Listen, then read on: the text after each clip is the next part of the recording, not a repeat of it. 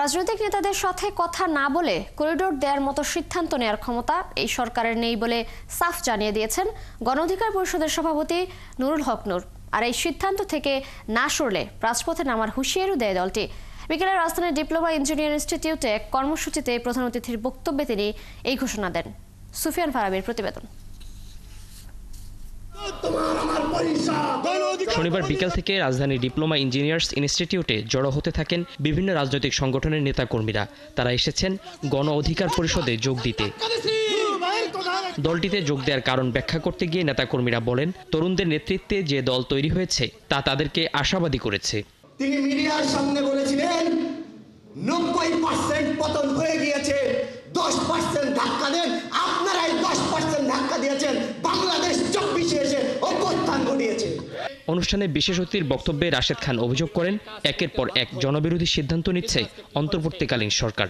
এই সরকার আজকে জনগণের বিরুদ্ধে গিয়ে তারা এমন একটি নারী কমিশন গঠন করলো, যে নারী কমিশন প্রস্তাবনা দিল সেটি আমাদের ধর্মের সাথে সাংঘর্ষিক। পরে প্রধান অতিথির বক্তব্যে নুরুল হক নূর বলেন, দেশের সার্বভৌমত্বে আঘাত লাগার মতো কোনো সিদ্ধান্তই মেনে নেওয়া হবে না। সরকার যদি এই করিডোর দেওয়ার সিদ্ধান্ত থেকে সরে না আসে, অনতিবিলম্বে এই যে গণ অধিকার পরিষদের শক্তির সাথে আজকে যারা নতুন করে যুক্ত হয়েছে তাদের শক্তিতে আমরা যতটুকু বলিয়ান হয়েছি, এই শক্তি নিয়ে আগামীতে আবার রাজপথে নামা হবে। বর্তমান সরকার আওয়ামী লীগকে নিষিদ্ধের ব্যাপারে মনোযোগী নয় বলেও অভিযোগ করেন তিনি।